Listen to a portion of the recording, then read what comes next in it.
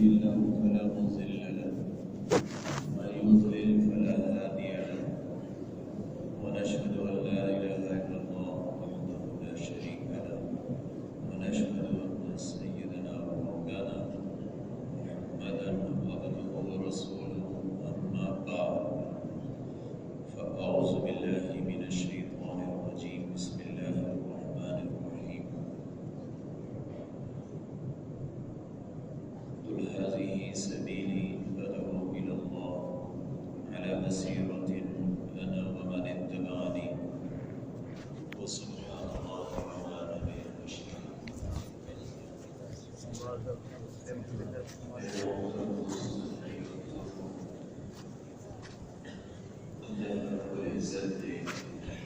ہم سب کو بنایا اور ہم سب کو زندگی میں جتنا اس نے چاہا اتنی مدت کے لیے بھیجا۔ مطلب یہ ہے کہ ہمیں پتہ نہیں ہے کہ ہم میں سے کس کی زندگی کتنی ہے نا؟ اللہ رب العزت کو یعنی ہمیں تو اپنے سال کا پتہ نہیں ہے نا کہ بھئی کتنے سال ہم زندگی رہیں گے۔ اللہ رب العزت کو ہمارے جو ہے نا وہ سانسوں کا بھی پتہ ہے کہ یہ آدمی اتنے سانس زندہ رہے گا، اتنے سیکنڈ اور منٹ زندہ رہے گا۔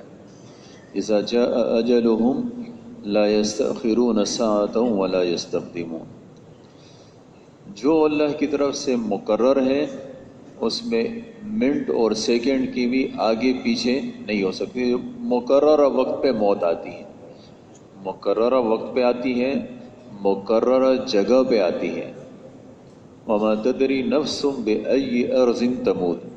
انسان کو پتہ نہیں ہے کون سی زمین پہ مرے گا، لیکن اللہ کے ہاں لکھا ہوا ہے، اور جہاں اس کی موت لکھی ہوتی ہے فرمایا جعل الیہا حاجتاً، اس کی وہاں کوئی حاجت بنائی جاتی ہے، یہ وہیں خود بخود پہنچتا ہے اور وہیں جا کے۔ اب وہ اللہ جس نے ہم سب کو پیدا کیا، اس اللہ نے ہمیں یہ زندگی گزارنے کے لیے نہیں پیدا کیا، بلکہ یہ زندگی بنانے کے لیے پیدا کیا۔ وما هذه الحیات الدنیا الا لہو ولعب۔ یہ جو دنیا کی زندگی ہے جس کو ہم دنیا سمجھتے ہیں نا، اس کو تو اللہ نے کھیل کود فرمایا ہے۔ کھیل کود کے اندر کیا ہوتا ہے؟ انسان جب کھیل کود کے اندر لگتا ہے تو اس کو پتہ نہیں چلتا، ایک دم وقت گزر جاتا ہے۔ ایسے ہی یعنی ہمیں زندگی کا پتہ نہیں چلتا۔ جو آدمی ایک آدمی ہے نا، مثال کے طور جو ہے وہ سوزوکی میں بیٹھا ہوتا ہے نا، کوئی اس کو کہتا ہے انکل آگے ہو جائے، وہ اس کو بری بری نگاہ سے دیکھتا ہے کہ میں انکل تو نہیں ہوں، میں تو تمہاری عمر کا ہوں یا تمہارا۔ اب یہ بیچارہ اسی کو نہیں سنبھل پاتا ہے، یہ انکل ہی اس کو برا لگتا ہے۔ کچھ عرصہ گزرتا ہے تو اس کو کہا جاتا ہے کہ یعنی اس سے آگے کا لقب دیا جاتا ہے، حتیٰ کہ ایک وقت آتا ہے کہ اس کو کہتے ہیں بابا جی آگے ہو جاؤ۔ اور میرے محترم دوستو، بھائی اور بزرگوں، اس طریقے سے سارے کے سارے ہم سب کی زندگی گزر جاتی ہے۔ تو جیسے جو ہے نا کھیل کود کے اندر کیا ہوتا ہے انسان کو پتہ نہیں چلتا ہے، ایک دم غفلت میں چلی جاتی ہے۔ ایسے ہی میرے محترم دوستو دنیا کے اندر بھی ایسے ہی ہوتا ہے۔ اللہ فرماتے ہیں وَإِنَّ الدَّارَ الْآخِرَةَ لَهِيَ الْحَيَوَانُ۔ زندگی تو آخرت ہی کی ہے۔ جس کو زندگی کہتے ہیں، جس کو بنانا چاہیے، وہ تو آخرت ہے۔ لَوْ كَانُوا يَعْلَمُونَ، فرمایا کاش ان کو پتہ چل جاتا۔ اب ہم سب جو ہے یہ جو دنیا کی زندگی ہے نا، اس کو بنانے میں لگے ہوئے ہیں۔ وَإِنَّهُ لِحُبِّ الْخَيْرِ لَشَدِيدٌ۔ ہم میں سے ہر ایک آدمی مال کی محبت میں بہت زیادہ شدید ہے نا؟ کیسے آئے کہ کہاں سے آئے اور پتہ نہیں کیا کچھ۔ آج جو دنیا میں جتنا بگاڑ ہے نا، اس سب کی بنیاد کیا ہے؟ یہی مال کا فتنہ ہے۔ حضور صلی اللہ علیہ وسلم فرماتے ہیں ان لکل امت فتنہ، فرمایا ہر امت کے لیے کوئی فتنہ ہوتا ہے، آزمائش کی چیز ہوتی ہے جس کے ذریعے سے اللہ اس کو آزماتے ہیں۔ وفتنۃ امتی المال، فرمایا میری امت کا فتنہ، میری امت کی آزمائش وہ مال کے ذریعے سے ہوگی۔ تو ہم سب اس میں مبتلا ہیں۔ آج اگر دیکھا جائے اللہ کے جتنے احکامات ٹوٹتے ہیں اس میں اس کے اندر جو ہے بنیاد جو ہوتی ہے وہ پیسہ ہوتا ہے، پیسہ اور پیسے کی محبت۔ تو میرے محترم دوستو، اللہ رب العزت نے ہم سب کو پیدا فرمایا، اور پیدا فرمایا ہے وَإِنَّ الدَّارَ الْآخِرَةَ لَهِيَ الْحَيَوَانُ، آخرت کی زندگی بنانے کے لیے۔ اب آخرت کی زندگی کس سے بنتی ہے؟ دنیا کی زندگی تو ہمیں پتہ ہے کہ بھئی کس سے بنتی ہے نا۔ حالانکہ ہونا یہ چاہیے تھا کہ جس کے پاس بہت زیادہ مال ہوتا اس کی زندگی بن جاتی، لیکن ایسا نہیں ہے۔ شیطان ہے ہمیں ایک الشیطان یعدکم الفقر، فرمایا شیطان انسان کو فقر سے ڈراتا ہے، غربت سے۔ اور آپ صلی اللہ علیہ وسلم فرماتے ہیں کہ اللہ کی قسم، حضور صلی اللہ علیہ وسلم اللہ کی قسم کھاتے ہیں، فرماتے ہیں مجھے تمہارے اوپر فقر و فاقے کا خوف نہیں ہے۔ اللہ کی قسم کھا کے حضور صلی اللہ علیہ وسلم سے زیادہ سچا کون ہوگا؟ اور پھر وہ قسم کھا رہے ہیں، اور پھر فرماتے ہیں مجھے تمہارے اوپر فقر و فاقے کا خوف نہیں ہے۔ کس چیز کا خوف ہے؟ وَلَكِنْ أَخْشَى عَلَيْكُمْ، مجھے خوف ہے أَن تَبْسُطَ عَلَيْكُمُ الدُّنْيَا كَمَا بُسِطَتْ عَلَى مَنْ كَانَ قَبْلَكُمْ، فرمایا دنیا تمہارے اوپر ایسے پھیلا دی جائے گی جیسے تم سے پہلے لوگوں پر پھیلا دی گئی۔ فَتَنَافَسُوهَا كَمَا تَنَافَسُوهَا، اور تم دنیا میں ایسے مقابلے کرنے لگو گے جیسے تم سے پہلے لوگوں نے کیے۔ وَتُهْلِكَكُمْ كَمَا أَهْلَكَتْهُمْ، اور فرمائے دنیا تمہیں ایسے تباہ اور برباد کر دے گی جیسے تم سے پہلے لوگوں کو تباہ اور برباد کیے۔ اللہ رب العزت نے ہم سب کو، اگر یعنی ہمارے دلوں کے اندر یہ بات آ جائے، بیٹھ جائے کہ مجھے اپنی آخرت بنانی ہے، تو پھر میرے محترم دوستو ساری دنیا کا فساد ہی ختم ہو جائے۔ آج جو ساری دنیا کا فساد ہے اس کی بنیاد کیا ہے؟ ہر ایک آدمی اپنے حق کا مطالبہ کرتا ہے۔ فلاں جو ہے وہ میرے ساتھ یوں کرتا ہے۔ باپ اور بیٹے کی جو لڑائی ہے نا وہ کس پر ہے؟ اس کی بنیاد پیسہ ہے۔ بھائیوں کی لڑائی ہے، اس کی بنیاد کیا ہے؟ پیسہ ہے۔ اسی طریقے سے جو کارخانے دار ہیں، وہ جو مزدور ہیں، ان کی آپس کی لڑائی، اس کی بنیاد پیسہ۔ ہر جگہ جو ہے وہ یعنی اچھا، پھر ان میں سے ہر ایک آدمی اپنے حقوق کا مطالبہ کر رہا ہے۔ ہر آدمی اپنے حق کو چاہتا ہے، دوسرے کو حق کو ادا نہیں کرنا چاہتا۔ بس اسی وجہ سے ساری دنیا میں توڑ ہے۔ اگر ہر مسلمان یعنی ہر انسان یہ کہے کہ بھئی مجھے دوسرے سے اپنے حق نہیں چاہنا، ہاں لیکن میں دوسرے کا حق ادا کروں گا، ساری دنیا کا فساد ختم ہو جائے۔ آپ صلی اللہ علیہ وسلم کے ایک ارشاد کا مفہوم ہے، فرمایا تم لوگوں کی دیکھا دیکھی والے کام مت کرو۔ مطلب کیا ہے دیکھا دیکھی کا؟ کیا مطلب؟ اگر وہ میرے ساتھ اچھا کر رہا ہے تو میں بھی اس کے ساتھ اچھا کر رہا ہوں، اگر وہ میرے ساتھ برا کر رہا ہے تو میں بھی اس کے ساتھ برا کر رہا ہوں۔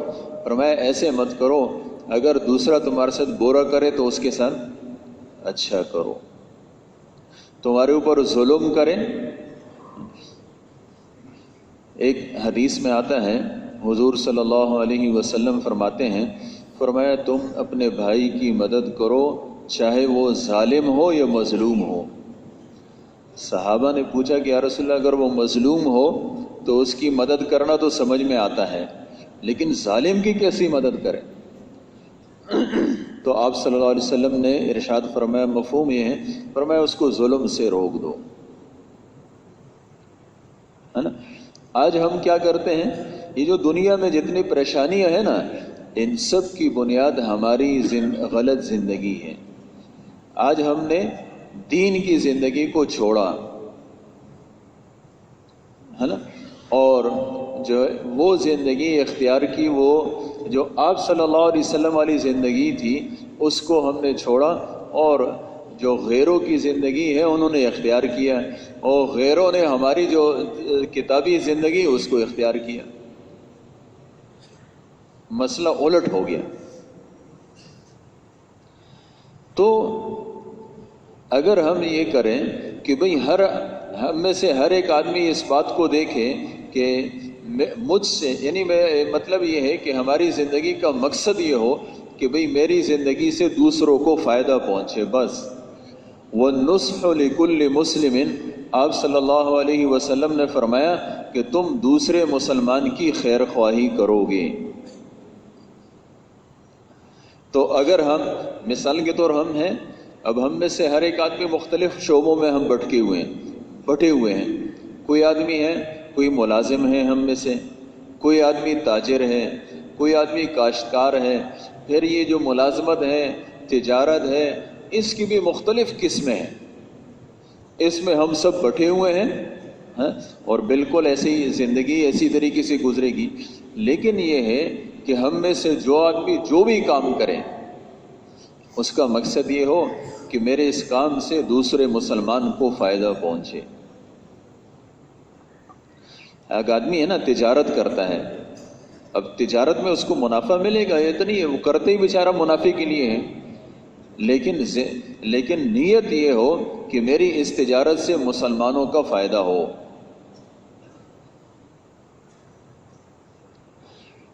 اب وہ پیسے تو ملیں گے، لیکن اس کے ساتھ ساتھ اس میں برکت بھی ہوگی۔ ایک آدمی ہے، ملازمت کرتا ہے، نوکری کر رہا ہے، اب یہ جو نوکری ہے اس سے اس کا مقصد یہ ہو کہ اس سے دوسرے مسلمانوں کو فائدہ پہنچے۔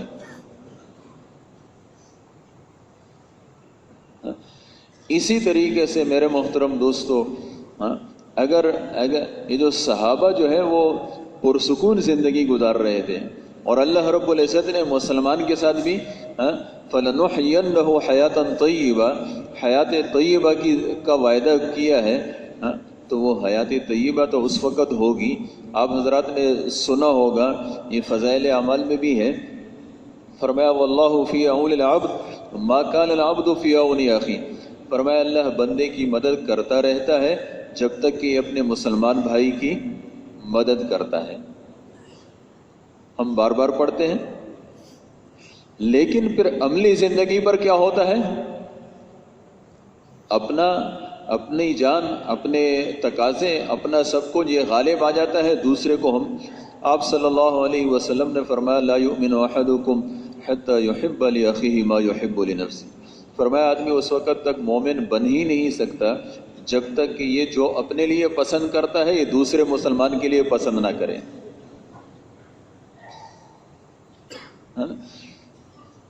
ہم لوگوں کے جھگڑے کس پر ہیں؟ اسی بات پر ہیں کہ ہم اپنے لیے کچھ اور پسند کرتے ہیں، دوسرے کے لیے کچھ اور پسند کرتے ہیں۔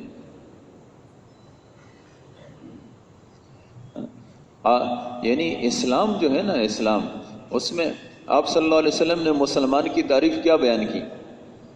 فرمایا المسلم من سلم المسلمون من لسانہ ویدہ، مسلمان تو اسے کہتے ہیں جس کے ہاتھ سے، جس کے زبان سے دوسرا مسلمان محفوظ رہے۔ اب جو میں زندگی گزارتا ہوں، تھوڑا سے پڑوس میں دیکھ لینا چاہیے میری زندگی سے میرے پڑوسی کا فائدہ ہو رہا ہے، نقصان۔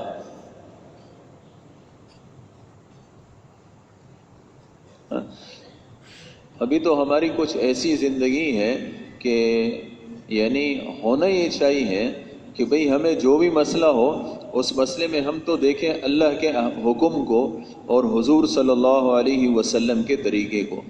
اللہ نے کیا فرمایا ہے ہمارے پیغمبر صلی اللہ علیہ وسلم نے کیا فرمایا ہے۔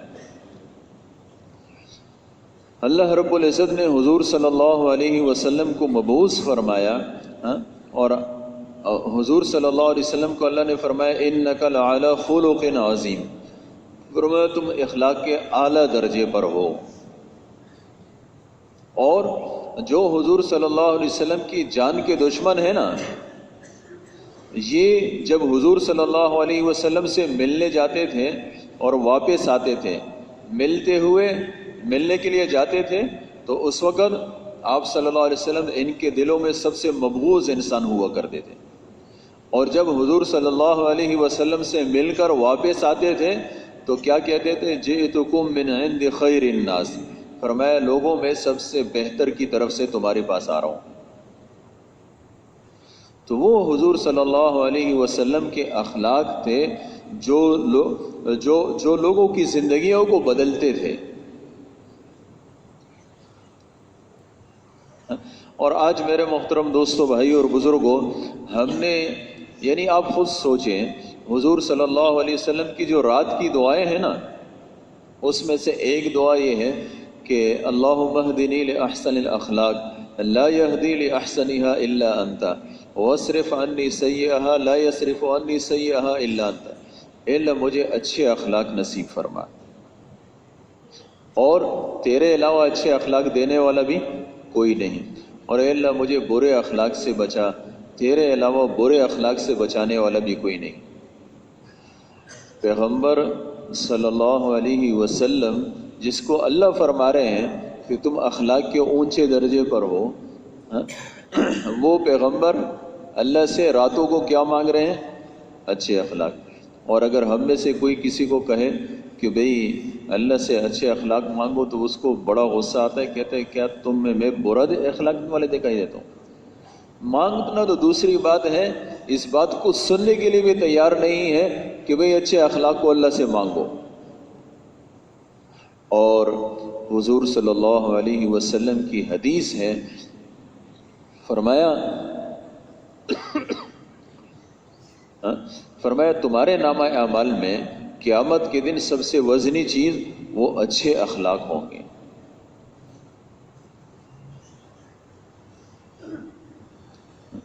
اسی طریقے سے میرے محترم دوستوں، بھائی اور بزرگوں، اللہ رب العزت کو یہ جو آپس میں رنجشیں ہیں، آپس میں توڑ ہیں، یہ اللہ کو اتنا ناپسند ہے کہ جو چیزیں اس تک سبب بنتی ہیں نا، اللہ نے اس کو بھی حرام کیا۔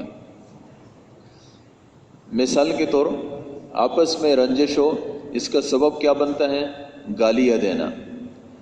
حضور صلی اللہ علیہ وسلم نے فرمایا سباب المسلم فسوق، جو آدمی مسلمان کو گالی دیتا ہے یہ فاسق ہے، وقتالہ کفر، اور مسلمان کو قتل کرنے والا کافر ہے۔ پھر میں اچھا دوسری بات کیا ہے؟ یہ یعنی غیبت ہے نا، غیبت یہ توڑ کا سبب ہے۔ اللہ نے فرمایا لا یغتب بعضکم بعضا، ایک دوسرے کی غیبت مت کرو۔ ایحب احدکم ان یأکل لحم اخیہ میتا فکرہتموہ، کیا تم چاہتے ہو کہ تم اپنے مردار بھائی کا گوشت کھاؤ؟ تم اس کو ناپسند کرتے ہو۔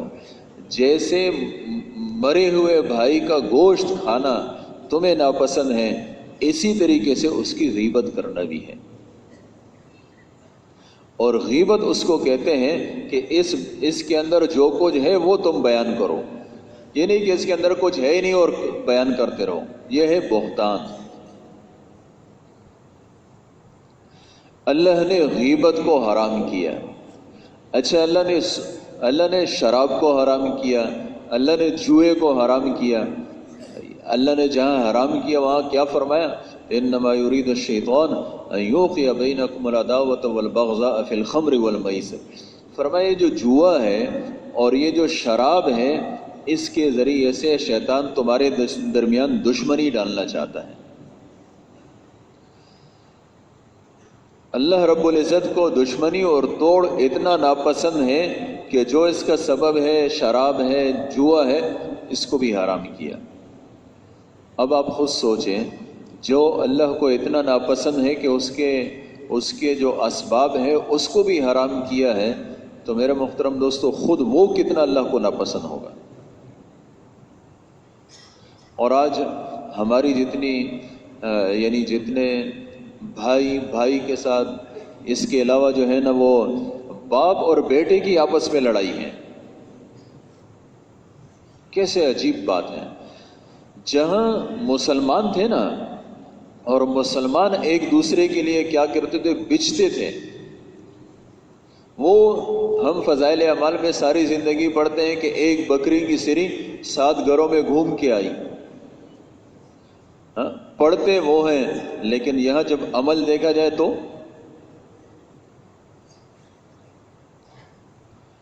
ایسے کبھی نہیں ہو سکتا کہ ہم دوسروں کے لیے اچھا چاہیں اور اللہ ہمارے لیے اچھا نہ چاہے۔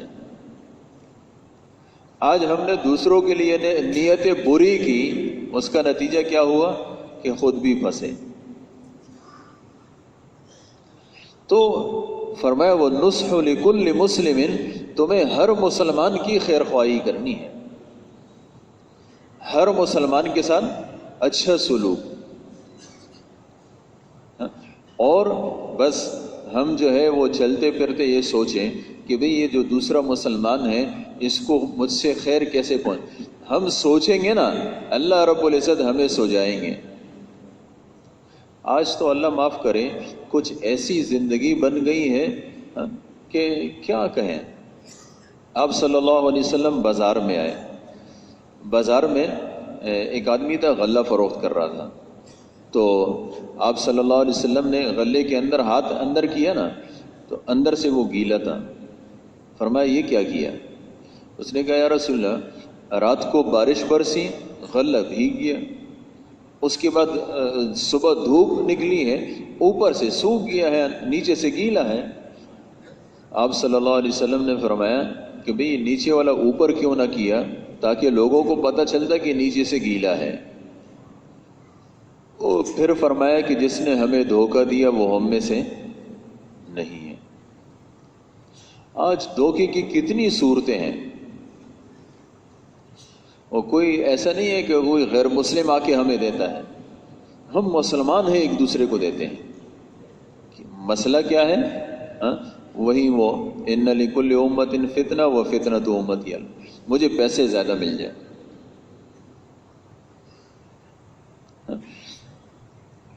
یعنی ایسے دھوکوں کی صورتیں جو ہے نا وہ آپ خود سوچیں۔ چائنا میں 8 صحابہ گئے، انڈونیشیا میں بھی گئے، اور یہ چائنا میں اور انڈونیشیا میں دونوں میں جو صحابہ گئے تھے یہ تاجر بن کر گئے تھے، لیکن ان کی تجارتیں وہ اسلام کے پھیلنے کا ذریعہ تھی۔ آج ہماری تجارتیں لوگوں کو دین سے روکنے کا ذریعہ ہے۔ سندھ کے اندر ہماری ایک علاقے میں تشکیل ہوئی تو وہاں ہندو رہتے تھے، تو بہت پرانی بات ہے، تو اب ہمیں کیا پتہ تھا کہ یہ مسلمان ہے یا غیر مسلم ہے، تو ایک کے ساتھ بیٹھ گئے، ہم سمجھے مسلمان ہیں، اس سے بات کرنے لگے تو اس نے کہا میں ہندو ہوں۔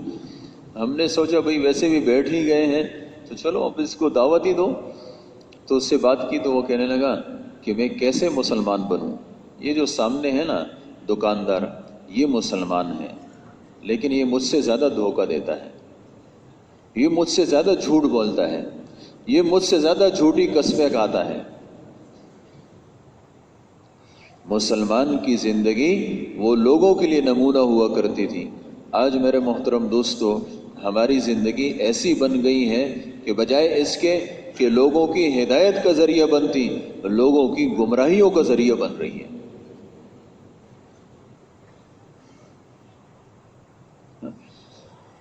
اور اس وجہ سے جب ہم نے اپنی زندگی کا مقصد وہ اپنا فائدہ سوچا اور اپنے فائدے کے لیے زندگی گزارنے اور دوسرے مسلمان کی نہیں سوچا، اس کا نتیجہ کیا ہے؟ اللہ نے ہمیں اپنے فائدے سے بھی محروم کر دیا۔ صحابہ جو ہے نا، صحابہ تھے، تابعین تھے، تبع تابعین تھے، ان کے آپ واقعات پڑھیں، یہ فضائل اعمال کے اندر دیکھ لیں، فضائل صدقات کے اندر دیکھ لیں، ان کی زندگیاں دوسرے مسلمانوں کے لیے وقف ہوا کرتی تھی۔ وہ مسلمانوں کے حقوق پہچانتے تھے، ان سے مسلمانوں کو تکلیف نہیں پہنچتی تھی۔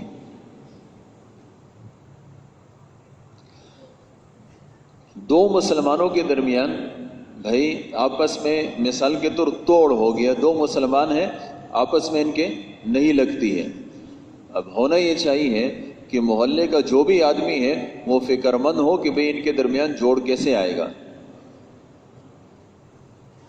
ہے نا؟ اللہ کو یہ جوڑ اتنا پسند ہے کہ اس کے لیے شریعت میں جھوٹ کی بھی اجازت دی گئی ہے۔ یہ آدمی جائے اور اس کو جا کے کہے کہ بھی اب جب دو کے درمیان باتیں نہیں ہیں تو اب کیا ہوگا، ایک آدمی کے پاس جائیں گے نا تو وہ دوسرے سے باتیں کرے گا، دوسرے کے پاس جائیں گے وہ دوسرے سے، اب یہ اس کو کہے یار میں تو اس کے پاس سے ابھی آیا ہوں اور وہ تو آپ کے بارے میں بڑی اچھی باتیں کر رہا تھا، حالانکہ نہ گیا ہے نہ اس نے اچھی باتیں کی ہیں۔ اسی طریقے سے پہلے کے پاس گیا وہ دوسرے کے پاس، اس نے بھائی تم اس سے برا بھلا کہہ رہا ہو، وہ تمہارے بارے میں بڑی اچھی باتیں کر رہا ہے۔ یعنی ان دو کو آپس میں ملانے کے لیے اصل میں پتہ ہے یہ جو شیطان ہے نا، شیطان ان کو مسلمانوں کا آپس میں افتراق بڑا پسند ہے، جہنمی ہیں، اور جہنمی جو ہے نا وہ ان کی صفت یہ ہے کہ کلما دخلت امۃ لعنت اختہا، یہ ایک دوسرے کو کیا کریں گے، لعنت کریں گے جہنم میں۔ اللہ رب العزت کو یہ زندگی ناپسند ہے، اللہ کو مسلمانوں کی فرمایا الدین النصیحہ، دین کس کا نام ہے؟ دین تو نام ہی خیر خواہی کا ہے۔ ہم اپنے پڑوسیوں کے خیر خواہ ہوں، ہم مسلمانوں کے خیر خواہ ہوں، جہاں آپس میں پتہ چلا کہ بھئی ان کے درمیان جو ہے وہ کچھ انبن ہے، اب ہماری کوشش یہ ہو کہ کیسے یہ جوڑیں گے۔ ہونا یہ چاہیے، یعنی ہم ایسا نہیں کرتے ہیں، ہم کیا کرتے ہیں، ہم یہ کرتے ہیں کہ جب جو ہے پتہ چلتا ہے دو کے درمیان توڑ ہے، ایک کے پاس جا کے وہ دوسرے سے بولتے ہیں، دوسرے کے پاس جا کے دوسرے سے بولتے ہیں، جتنا توڑتا اس سے زیادہ توڑ کرا دیتے ہیں۔ خوبیوں کو نہیں پھیلاتے ہیں، خامیوں کو پھیلاتے ہیں۔ اور آپ صلی اللہ علیہ وسلم نے اس انسان کو مکار دوست فرمایا ہے، فرمایا اللہم انی اعوذ بک من خلیل ماکر، اے اللہ میں تیری پناہ مانگتا ہوں مکار دوست سے۔ مکار دوست کون ہے؟ فرمایا ان رأى حسنۃ دفنها، اگر نیکی کو دیکھتا ہے تو اس کو دفن کرتا ہے، وَإِن رَأَى سَيِّئَةً أَفْشَاهَا، اور اگر برائیوں کو دیکھتا ہے تو پھیلاتا ہے۔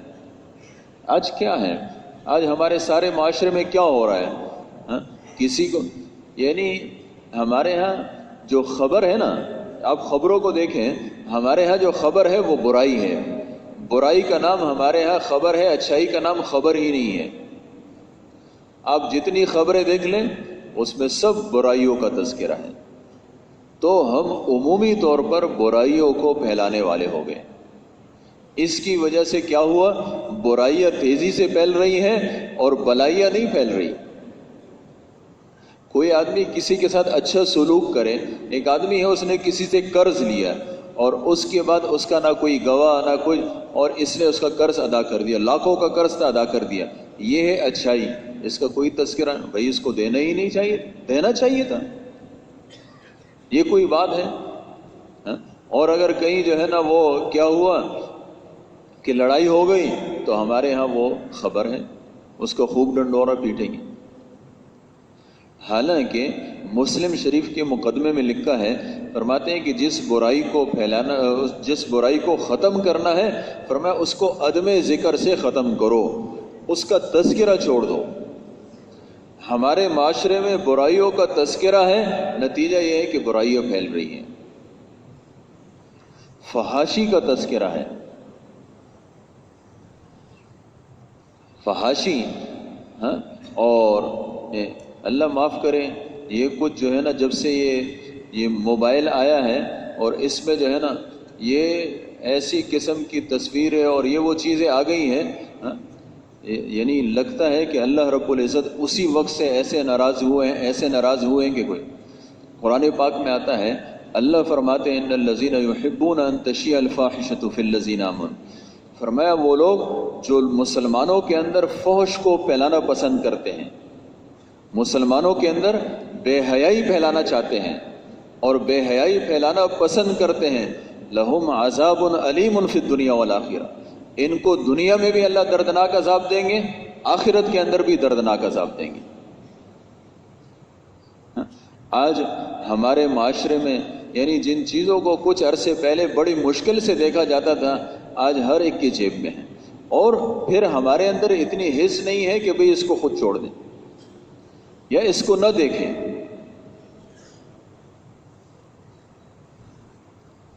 اور اس کی وجہ سے جو اللہ کی پھٹکار ہے، اب ہم کیا کہتے ہیں بھئی یہ یعنی آپ حضرات نے بھی پڑھا ہوگا، فضائل صدقات میں بھی ہے، اعمال میں بھی ہے کہ فرمایا جب جو ہے نا یہ زنا عام ہو جائے گا تو فرمایا ایسی بیماریاں پھیلے گی جس کا نام بھی نہیں پہلے سنا ہوگا۔ آج کچھ عرصے پہلے ہماری ان بیماریوں کا نام بھی نہیں تھا، آج ہر مسلمان پریشان ہے، سب کے سب پریشان۔ وہ سب یہ اصل میں کیا ہے، اللہ رب العزت کی طرف انسان کے اعمال اٹھتے ہیں۔ یہ جو ساری دنیا ہے نا، اس ساری دنیا میں انسان اصل ہے، اور انسان کی وجہ سے اللہ نے دنیا پیدا کی ہے، تو یہ انسان کے اعمال اٹھتے ہیں۔ اگر لوگوں کے اعمال برے ہوتے ہیں، اوپر سے فیصلے ویسے ہی نازل ہوتے ہیں۔ ظہر الفساد فی البر والبحر بما کسبت ایدی الناس، فرمایا خشکی تری کا فساد لوگوں کے اپنے ہاتھوں کی کمائی ہے۔ آج ہم نے اپنے جتنے معاملات ہیں نا، اس میں کیا کیا، بس اللہ کو ناراض کرنا سیکھا۔ ایک حدیث میں آتا ہے، حضور صلی اللہ علیہ وسلم فرماتے ہیں کہ ایمان کی 70 سے کچھ اوپر شاخیں ہیں، سب سے افضل ہے لا الہ الا اللہ، اور فرمایا وَأَدْنَاهَا، اور سب سے کم جو درجہ ہے وہ ہے اماطۃ الاذی عن الطریق، راستے سے تکلیف دہ چیز کا ہٹا دینا۔ اور ہمارے ذہنوں میں ہے کہ تکلیف دہ چیز کا مطلب ہے کانٹا ہٹا دو، کہیں اینٹ پڑی ہو تو وہ ہٹا دو، لیکن جب گھر بناتے ہیں نا تو پھر کیا کرتے ہیں، اب مثال کے طور گھر ہے، دوبارہ تعمیر کر رہے ہیں تو 1 فٹ 2 فٹ وہ راستے کی زمین دبا لیتے ہیں۔ اچھا 1-2 فٹ ایک طرف سے دباتا ہے، 1-2 فٹ دوسری طرف سے دباتا ہے، یا کوئی کیا کرتا ہے اپنی بیٹھک بنا رہا ہے تو اس کے 1-2 سیڑھیاں ایک طرف سے، کوئی دوسری طرف سے، کوئی اوپر سے وہ جو چھجا وغیرہ نا وہ نکالتا ہے، دونوں طرف سے راستے کو تنگ کرتے ہیں۔ اب یہ تو قیامت کے دن پتہ چلے گا جب یہ 7 زمینیں جتنی اس نے دبائی ہے نا، یہ 7 زمینیں ملا کر اس کے گلے میں توق بنا کے ڈال دی جائے گی۔ پھر دوسری بات یہ ہے کہ اس راستے پر جتنے لوگ چلتے تھے اس سب کا حق مارا گیا، اور قیامت میں ان سب کو حصہ دینا پڑے گا۔ آج جو پتہ ہے ہم نے کیا، اب مثال کے طور جو ہے نا جس نے اچھا پھر دوسری بات کیا ہے کہ اب ایک آدمی نے جو ہے نا یہ راستہ مثال کے طور 1-2 فٹ ایک طرف سے دبا دیا، تو اس کو تو یہ تو غاصب ہے، یہ تو اللہ رب العزت کو ناپسند ہے۔ دوسری بات یہ ہے کہ گناہ ایسا ہوتا ہے کہ اس کا جب اس نے ایک آدمی نے گناہ کیا اس کو اس کا گناہ کا یعنی اس کو گناہ ہوا پھر ختم، لیکن یہ ایک ایسا گناہ ہے جب تک یہ قابض رہے گا نا اس زمین پر، یہ اللہ کے ہاں جو ہے مبغوض رہے گا، غاصب رہے گا، اور یعنی یہ تو غاصب ہے ہی، اس کو موت آئی یہ اپنی بھگتے گا، اس کے بعد اس کی دوسری نسل آئی، اس کے بچے جوان ہوئے، ان کو پتہ تھا کہ باپ نے یہ زمین غصب کی تھی، ہماری نہیں تھی، لیکن اس نے واپس نہیں کی۔ جس طریقے سے باپ گناہگار ہے اسی طریقے سے بیٹے بھی گناہگار ہیں، اور نسلن در نسلن، جتنی نسلوں کو پتہ تھا اور اس کے باوجود یہ دبے رہے نا، یہ سب قیامت میں مجرم بن کر اٹھیں گے۔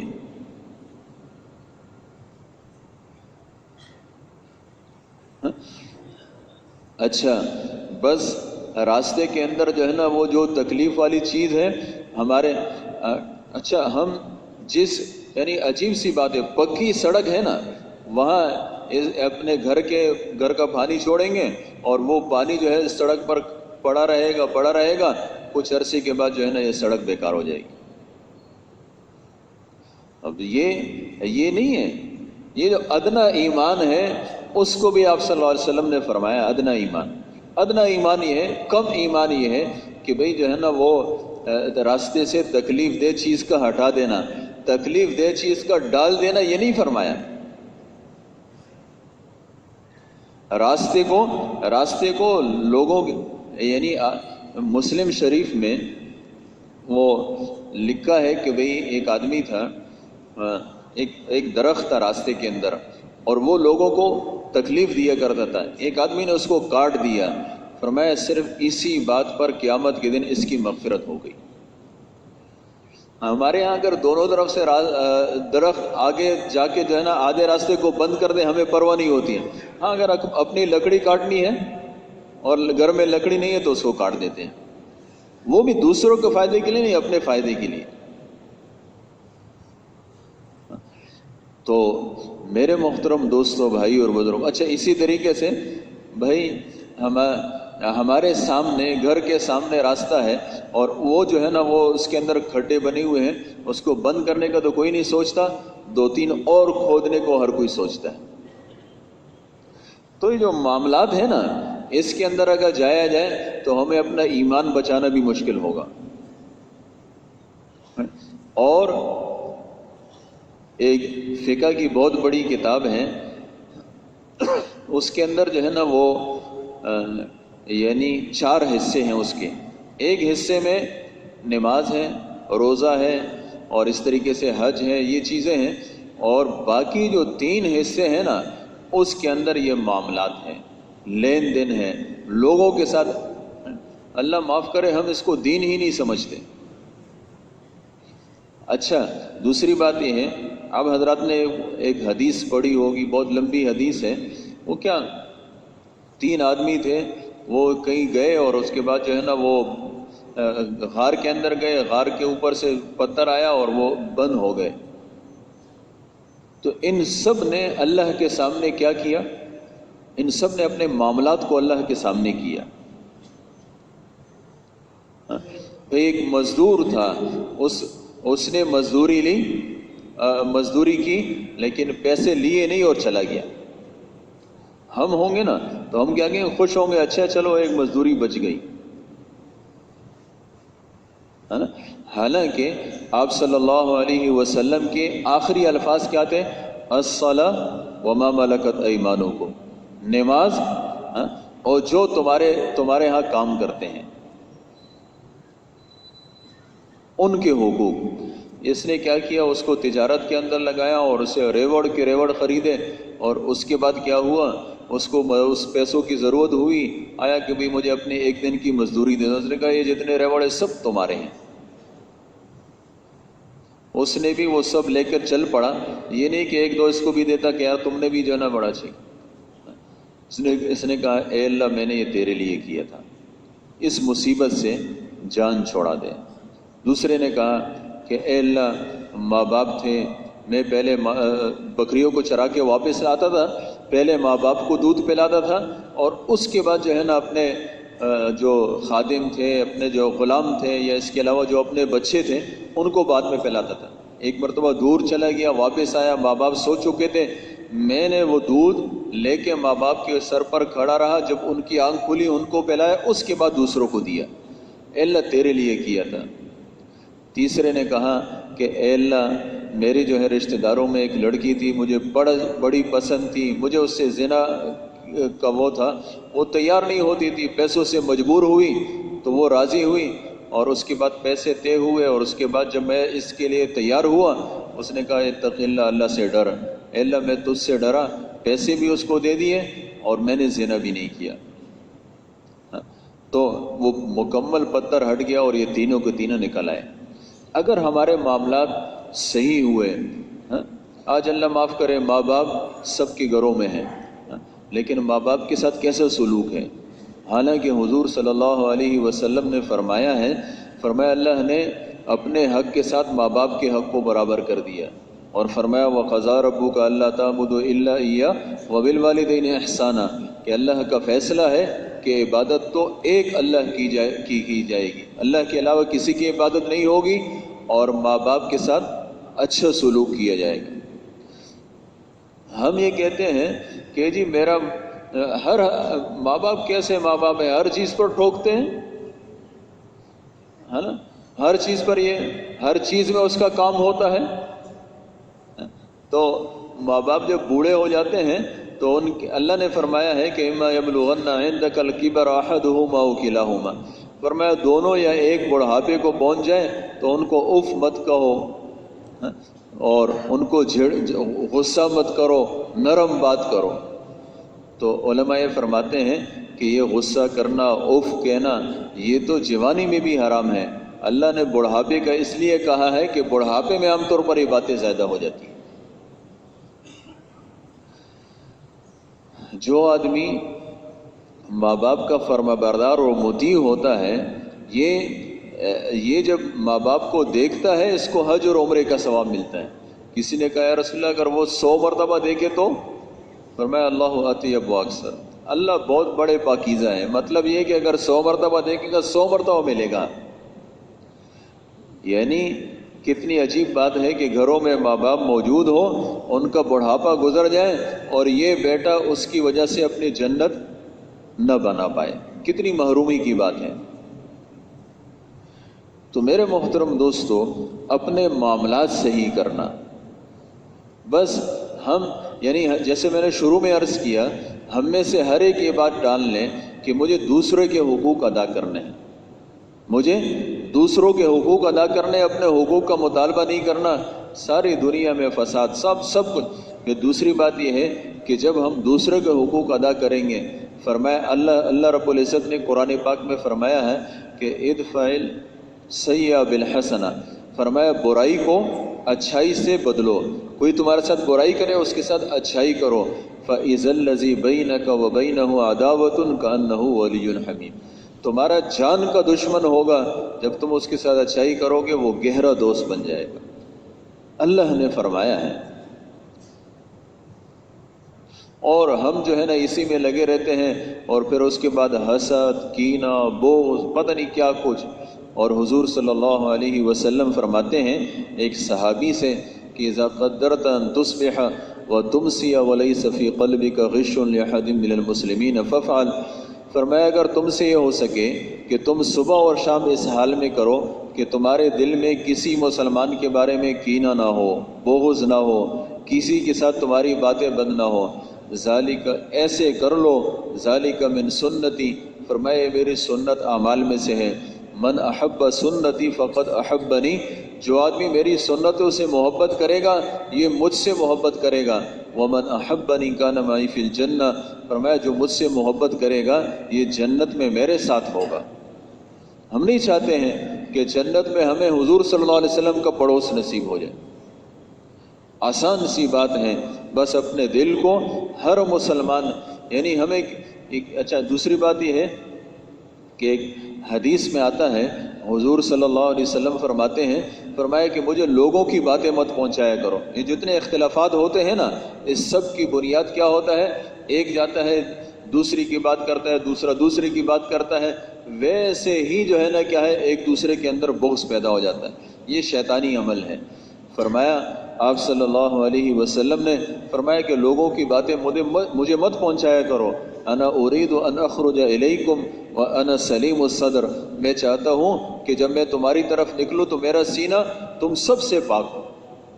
آج ہم اسی کو اچھا سمجھتے ہیں جو ہمیں دوسروں کی باتیں سناتا ہے۔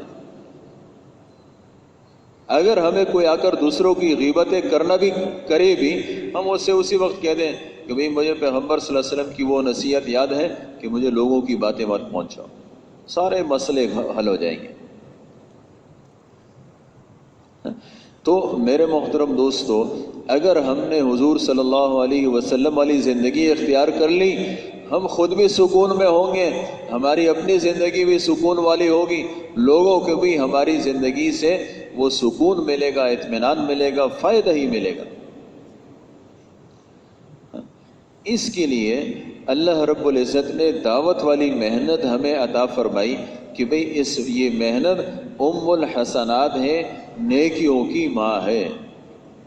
حضور صلی اللہ علیہ وسلم نبوت ملی، اس کے بعد آپ صلی اللہ علیہ وسلم 13 سال کے بعد مدینہ گئے ہیں، اس کے بعد احکامات شروع ہو گئے ہیں، لیکن یہ 13 سال تک آپ صلی اللہ علیہ وسلم کیا کرتے رہے؟ امت کو دعوت پر ڈالا۔ ایک حدیث میں آتا ہے کہ جب حضور صلی اللہ علیہ وسلم پیغمبر بنے تو اس کے بعد جو ہے حضرت ابو بکر رضی اللہ عنہ، یہ حضور صلی اللہ علیہ وسلم کے شروع سے ہی دوست تھے، زمانہ جاہلیت میں بھی آپ صلی اللہ علیہ وسلم کے دوست تھے۔ تو یہ جو ہے نا آئے اور انہوں نے کہنے لگے بھائی آج کل تم جو ہے وہ مجلسوں میں دکھائی نہیں دیتے، آج کل تم مجلسوں میں دکھائی نہیں دیتے۔ حضور صلی اللہ علیہ وسلم نے ان سے کہا کہ بھئی اللہ رب العزت نے مجھے پیغمبر بنایا ہے اور تم جو ہے اسلام لے آؤ، لا الہ الا اللہ محمد الرسول اللہ کا اقرار کرو۔ جیسے ہی آپ صلی اللہ علیہ وسلم نے دعوت دی، حضرت ابو بکر رضی اللہ عنہ نے کچھ نہیں سوچا، فوراً جو ہے نا وہ کلمہ پڑھ لیا، فوراً اسلام میں داخل ہو گئے۔ حضور صلی اللہ علیہ وسلم ان سے جدا ہوئے۔ وہ صحابی فرماتے ہیں کہ یہ جو دونوں پہاڑ ہیں نا، ان دونوں پہاڑوں کے درمیان اس وقت سب سے زیادہ خوش وہ حضور صلی اللہ علیہ وسلم تھے، ابو بکر رضی اللہ عنہ کے اسلام لانے پر۔ اور کیوں؟ ان کو پتہ تھا ابو بکر ان کے دوست تھے، ان کی صفات انہیں پتہ تھی، ان کو پتہ تھا کہ ابو بکر کیسے دعوت والی محنت کرنے والے ہیں۔ یہ ابو بکر رضی اللہ عنہ اسلام لائے اور لاتے ہی فوراً اپنے دوستوں کے پاس گئے۔ کچھ دوستوں کو پہلے دن دعوت دی، کچھ کو دوسرے دن دعوت دی۔ 2 دن کے اندر 9 آدمیوں کو مسلمان کیا۔